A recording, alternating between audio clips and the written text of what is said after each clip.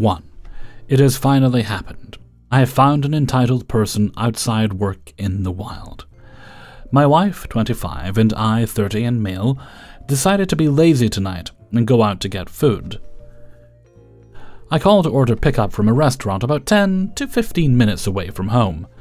They said it should only take 15 to 20 minutes to prepare.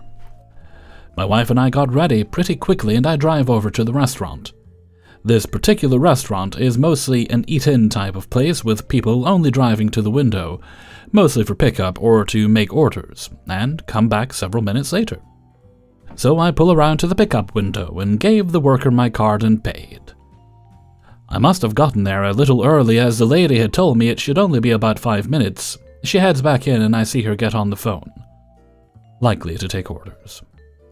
Then comes entitled lady in the big dark blue SUV. She rolls up to the corner several feet back of me, and my wife and I look back to see her there. We thought that maybe she was going to drive around or something because of how far away she was. A minute later, she drives right up behind me. I have been to this drive-through restaurant a few times before and know what to do. I let the person inside know that I am driving around the building to let the next person order or pick up. The problem is that the worker is still on the phone with the customer and there are no other workers inside. It was only 20 minutes later, and the worker hung up the phone and walked off. I thought, maybe she's getting our food. You know, since she said it would only take 5 minutes, and maybe it was already done. But then she goes down to do something else. So I roll my window down as I prepare to wave to the worker to come over, so I could let them know I was going to go around. Ma'am. I disregard the sudden short and light honk, as I thought maybe entitled lady was able to see that I was about to get the worker's attention. Excuse me, ma'am. At this point I was confused. I had waved for the worker to come over, but they must not have seen me. But I look at my mirror to see that the lady behind me could clearly see me. I'm not the most masculine guy, but I definitely don't have the feminine look. Not to mention that she should have been able to see me wave to the workers. So I wasn't sure what was going on. Come on, ma'am, go, excuse me. Within just 15 seconds, this lady was sounding like she was about to have an accident as I waited for a worker to see me as I unbuckled to reach the glass. I tap on the window to get the worker's attention. Come on, move already, go, just go. Oh my gosh, just stop nagging, please. This lady had only been behind me maybe a minute, tops, and is on the verge of starving or something. The worker opens the glass, and all the while the lady taps her horn and yells at me to go. I ask how long our food would take. She goes to check. Ma'am, excuse me. The worker comes back and says 2 to 3 minutes, so I get buckled back up, close my window, and drive around the building. All this while my wife is really wanting to get out to tell this lady off. I pull back around and drive behind the entitled lady. The lady gets her food and then she pulls up, then parks at the end of the driveway. I get to the window and instantly get our food and then move forward, and then entitled lady at the end of the driveway sits there. She just sits there. My wife really wanted to honk the horn, but I blocked and told her that playing her game will make it last longer. Another few seconds go by. I notice the lady just on her phone. I tell my wife she can hit the horn, and she does promptly. The lady suddenly moves forward with the swiftness of a slug. Thankfully, there were 2 exits, so I drove right by the other exit. This whole event gave me a sour taste in my mouth. Thankfully, our food smelled too good to make the bad taste last. Moral of the story, have some patience, please, and know that not everything happens instantly. 2. My son's school system does a thing called Reader Leader. Every other Tuesday at my son's school, they bring in a person to read to the students at the end of the day. And if the kids and their parents want to stay after school, they can have cookies and do activities and meet the community member. Often this member is an important member of society, like a doctor or a police officer. We've had artists and professors, or college kids and relatives of students, even straight-up volunteers who wrote their own kids' book or had some cool stories. It's completely optional, it's not class time, and the parents have a choice to be there or to have the kids not be there. This week we had a returning visitor from last year, Mr. K, for the second time. Exactly 1 year ago, we met Kay. Mr. K is a security guard for an art and history attraction, and is also the guy who painted one of the murals at my son's school. He came to the school to read a book about art and talk about art, and his time getting an art major, targeted to under 10-year-olds. He happens to be trans, he's not open about nor representative of the community, and he passes very well, but his family is well known. A lot of the young parents knew him, or at least met him, before he transitioned. The only person who made a fuss. My mum. Mind you, we've had questionable topics that are available as a resource and are commonly opt out of. There have been a couple of sessions with kid-friendly explanations of concepts like family members going to jail or watered-down introductions to recent tragic events or tragedies in history. Plenty of woke things to complain about. Mum knew, but never had enough energy to actually do anything. A couple of times she had said, to give an input, but she's never been driven to confront the school, or the system, or me. I don't know why, she's had meltdowns over the smallest thing, and has had meltdowns over some other things regarding my son, like where we had his birthday party just because she doesn't like the manager of another place in the franchise. There are times I've actually encouraged her to go to Reader Leader with us. There were books she read as a child, or things that interested her, or opportunities to get to know her grandson, and she pushed it away, but Mr. K... This was the breaking point. The first time K came, Mum wasn't thrilled. I actually found out he was coming through her before I found out through email. When my mum found out he was coming, including the book he was reading and the activity listing, she tried to get me to not take my son to that enlistment recruitment session. And eventually, when I just started getting ready to go because my son wanted to go, Mum insisted she go with us. She suddenly cared so much that she called out of work. A job interview that she'd fought tooth and nail to get, while having a reputation and a criminal and medical record that make it hard to work in the first place. To go watch a book and hang out with 6 to 11-year-olds. The kids didn't know anything about him, he's just a cool guy. The teachers didn't even know, except for my son's teacher who was related to him. Kay never even said a word about gender, never had any implication of rainbow activity, didn't even introduce himself as a man or Mr. anything. He read a book about art, Henri's scissors, and talked about his job at the museum and the art there. We ate and did art and looked at photos.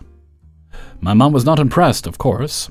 She had a lot to say to these organizers, and to the teachers who easily sat there and watched the abuse, recruitment, go down. She has a script prepared.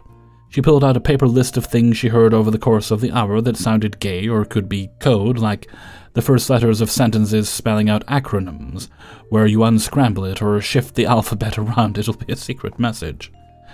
She complained about the blue frosting on the cookies, the gayest frosting of all. Half of them weren't even blue, they were white or no frosting. She thought the orange sprinkles on my son's blue cookie were pink and got mad because he has a pink cookie and the cookies are blue, white, or pink. However, she had no way to put her script forward. All she could do was stew in the fact that Kay did nothing wrong and it did not go the horrible way she was thinking about. The whole script or image she had for how this would go down, her little hero moment, where she caught everyone in the act of introducing my son to mutiny, was destroyed. She insulted Kay, but all she did was get laughed at for her typical Karen activity, and asked to please stop. She threatened to get someone fired, but when confronted and asked why, all she could muster was, "You suck." She became the problem. She's the one who mentioned anything regarding being a man. She was the one who outed him to a random family as they walked out. She's the one who went down the street screaming about the trains people in front of everyone. Choo-choo, bitch. I heard it all when I got home, and she had a meltdown about the danger I could have put my son through, and the trauma I could have exposed him to. She projected the anger about how she's just wasted 2 hours of her life, and turned out wrong, and maybe all the panic and meltdown she's had before are now unfounded. But my son, who didn't know any better and thought she was insulting Kay and his teachers, just like how she insults everything and everyone, told her to shut up and go to bed. She went to jail a while back. A few months too early, sadly. Kay returned this week to show a book compilation he made for Picasso. Now I'm celebrating Kay's new book and eating leftover cookies for breakfast, as I wonder how this would have played out if my mum was here to see it. 3. This happened back in 2017. Context: I have a non-cancerous eye tumor. I was diagnosed in 2016, and for the first few years, I had to travel to Will's Eye Hospital in Philadelphia to get it measured and make sure it wasn't growing or changing. My 82-year-old mom was with me. This happened when Mom and I were returning to Florida.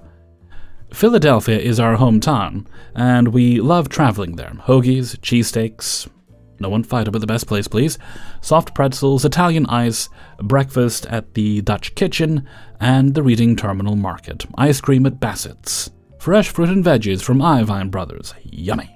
I digress. Mom and I got to Philadelphia Airport with plenty of time to spare for our flight, 2+ hours. We went through TSA and got to our gate. My carry-on bag was a bag of food, pretzels for Dad, a leftover roast cinnamon bun from the Dutch Kitchen, Goldenberg's peanut chews, all our favorites. They get to our gate, and there is no one there. It's just her and I. We choose 3 seats at the front of the seating area for our gate. Front row center, baby. Mom and I sit down, with the bag of snacks on a seat between us.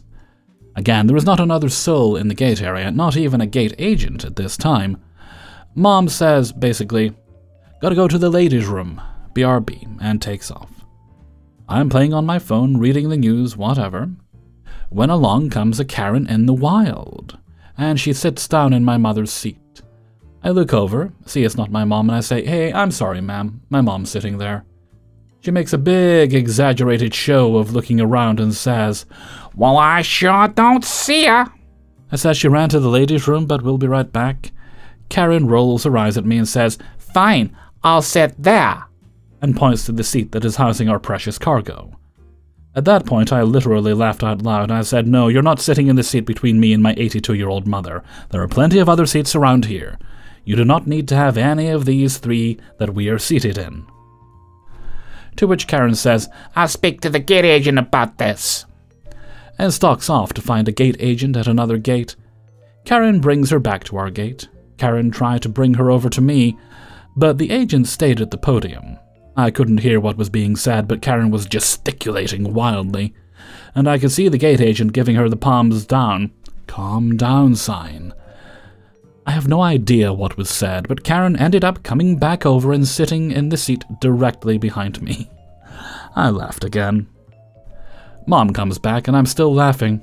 She asks me what's so funny, so without lowering my voice even a little bit, "Your reliable narrator was not going to sort a voice for this one?" I told my mom the whole story, laughing while I'm telling it, and making no show whatsoever that I care that this woman is sitting right behind me. I don't know if she felt shamed or what, but she did end up moving to another row where she couldn't hear me telling my mom about what an idiot she was. Mom's like, "What's going on?" I'm pointing my thumb over my shoulder. "See this one? She tried to take your seat." So Mom and I had a nice conversation about what a lunatic she was. I'd move seats too. Interesting note, when the flight was boarding, we saw that Karen had somehow or another sucked up to someone in a wheelchair and was getting early boarding. She claimed to the gate attendants that she was the person's assistant. Seems like Karen wanted our seats to get some kind of early boarding. This was Southwest at the time, and I haven't flown since this trip. It was group boarding. Karen must have had like Group C. Poor little snowflake. 4. Hello. I am a junior in high school, and I decided to share a little bit about my entitled science teacher. My science teacher, female 40-something, is a controversial teacher at my school. Apparently she is either loved or hated by individuals and picks favorites. I'm obviously not one of them. Our issues began on the first day of school in August. I have gastroparesis, which basically means that my stomach is paralyzed and does not digest food the way it should. I get bad stomach cramps. On top of that, I have a small bladder. I cannot physically hold it for very long, or else I will legitimately pee myself. I told my teacher about the issues on day 1, and she said that she does not make exceptions for people because I'm just trying to get out of class. I have since cried in her class over stomach cramps where I feel like I'm dying. She still states that I cannot have an extra bathroom pass. A few days later, we had a quiz on scientific notation. Midway through, she took my quiz and stated I cheated by looking at my watch. My watch was dead. About a week later, my teacher stroked back again. This time around, I'll show parts of the email I wrote my school counselor. I would like to write a formal complaint about my science teacher, Ms. Entitled, and request to drop the class as a whole. Her actions have caused me significant emotional distress, and I also believe that she has failed to follow my accommodations outlined by my 504. She is also failing to follow my documented accommodations that are shown by my 504 plan. My 504 specifically outlines the fact that I get time and a half in all assignments and tests. This is a legal binding document which has to be followed, regardless of personal vendetta that Ms. Entitled may have against me. Ms. Entitled specifically stated that she does not have to provide extra time on group projects, and also stated that she can decide if the effort I've shown in class lets me have my accommodations. I strongly disagree that her opinion on what my effort is should be the discernment if I deserve any accommodations. This is a violation of my rights. Additionally, there was an incident where my group did not understand the directions of the group project given. Rather than explaining the directions to us and hearing what we had to say, she stated that another girl and I were cheating. She also publicly shamed us for our mistake in front of the entire class. While I do agree that we may not have been as professional as we should have been, her behavior was over the top and targeted. I strongly disagree with the actions that she took. A few weeks ago, we had an assignment on math. I'm pretty good at math and took Algebra 1 in 7th grade. The assignment was easy enough, and I finished it pretty fast. My teacher had an extra credit, which I finished with no problem. I asked my teacher about it, and she said I got the right answer, except I rounded a bit differently to her. I got my assignment back today to see the problem was wrong. Interesting. I swore she said it was right. I asked her about it since I googled the answer, which showed the same one I got, and she said, "Where did you get the answer from?" I looked it up on Google, and it said it was the same one as mine. You can't Google the answers. You have to go off my answer key. That's the only right answer. I'm just a bit confused since I swore you told me that I got it right when I asked. I never tell kids if they're right or wrong. I must have said you're on the right track. I don't let kids know the answer before it's graded. You must misremember what happened because I'd never say anything like that. Maybe I am, but I swear. You are. My friend confirmed the conversation went how I stated it went, and not how she remembers it. Funnily enough, I redid the problem, however, purposely did it wrong. I got her answer and figured out where she went wrong in the problem. Turns out I had the right answer anyways. My teacher genuinely hurts my mental health because she does not know how to swallow her pride. Other small things have happened, like correcting a fact that she has said and goes on about how you don't know anything. Really sucks that she looks down on me that much when I'm not as stupid as she thinks. The email did give her a stern talking to by admin. My counselor was open to me changing classes. However, the principal denied the request. My parents believe that I am the unreasonable one, and that the issues I'm having with said teacher are because of behavioral issues. The 504 is still not followed, but it is what it is. I was talking to the SRO. He's an advisor in an out-of-school club I'm in about her yesterday, and he said he's not surprised. Apparently, she gets multiple complaints from students a year, and is generally unliked by staff. Hellfreezer's note. It's unfortunate that your parents clearly don't have your back here when your medical requirements are clearly not being followed. That's quite concerning the way they're acting in that regard. However, if the principal is also ignoring these requirements, I'd go over their head. There's always going to be someone you can talk to, hopefully someone who can advocate for you, because obviously you're a student. Adults are often less inclined to listen to the students, but they will listen to another adult. I really do hope it works out for you, because it sounds like an unfair, unpleasant situation all around. As someone who has some gut problems that can cause a lot of pain at times, it's not good times when you're not allowed to take steps to remedy it. 5. About 3 years ago, I, 25 and male, had feelings for a girl called Megan. She was 22, nerdy, into anime, and played a lot of video games. It was those traits that made me interested in her, since I was also an anime lover and gamer. Over time, that interest turned into genuine attraction. At first, I was hesitant about asking her out because I wasn't sure if I felt the same, but after some encouragement from my friends, I made my move. We met up at a local diner for lunch. The diner was one of those mom-and-pop places, and the food was really good. As we're eating, I finally decided to tell her how I felt. Again, I was hesitant about doing so, but went through with it anyway, and she seemed receptive at first. She asked me what it was about her that made me interested in her, so I listed a few things. Her interest in anime, her taste in video games, her dark sense of humor, things like that. I didn't want to ask her to be my girlfriend right then and there, so instead I asked if she would be up for getting to know each other more, and maybe going on an actual date or two to see where things go from there. She then goes on to apologize and says that she does like me, but only as a friend. She said that she didn't want to ruin our friendship, and that she didn't want there to be any bad feelings if we did get together but broke up. Hearing that hurt a bit. Part of me wanted to at least try to convince her to change her mind, but the only words that came out of my mouth were, "Okay, I'm fine with that." We chatted for a little while longer before we left the diner and went our separate ways. I tried to reach out a few times after that day to see how she was doing, but I was either left unread or met with one-word replies, so after a while, I stopped reaching out. Fast forward about 2 months. I finally met someone new, Sophie. Sophie is 24, into art and photography. In her own words, she told stories with her art. Whatever piqued her interest wound up as a painting or a sculpture or a framed photograph. She was really good at it, and after a while, those same feelings from months before started to come back.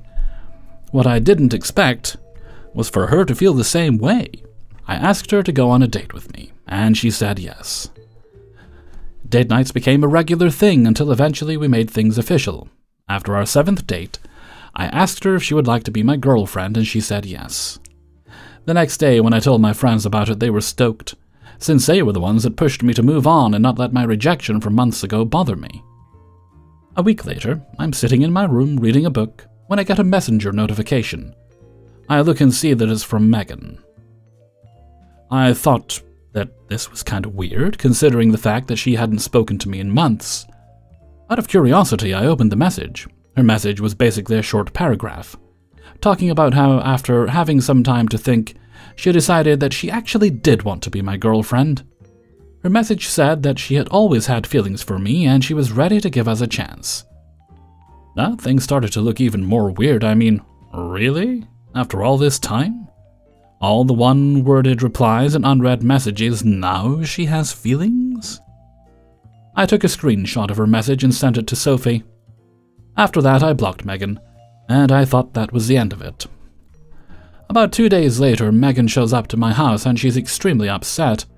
As I open the door, she starts ripping me a new one, telling me how horrible I am for blocking her after she confessed her feelings for me. I told her that she has no right to be upset about anything, considering the fact that she was the one who rejected me, and said that we would never be a thing.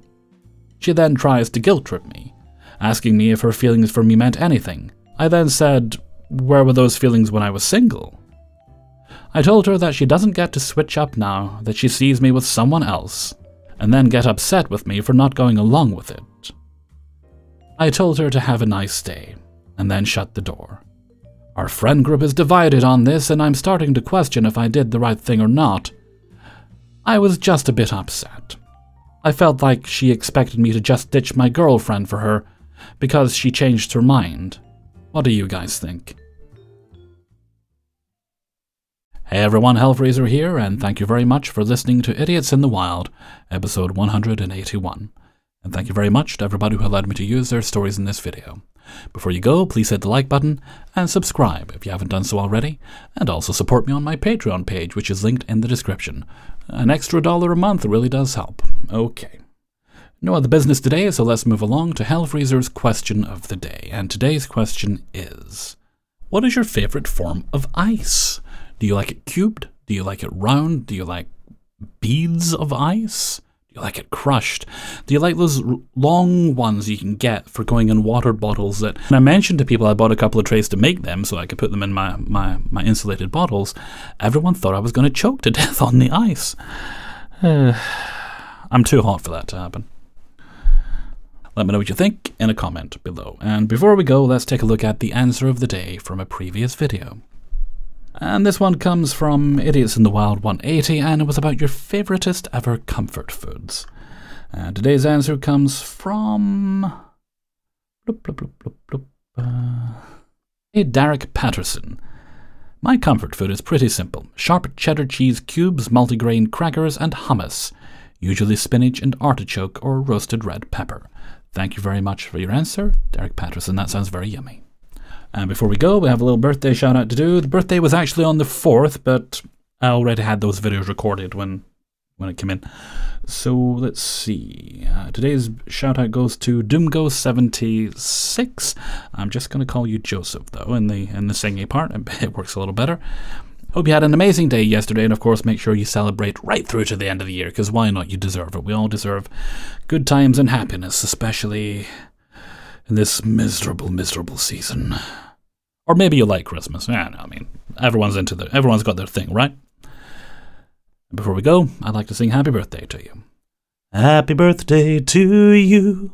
Happy birthday to you. Happy birthday, dear Joseph. Happy birthday to you. And with that, I'm going to head off for now. So until next time, thank you very much for listening, and take very good care of yourselves.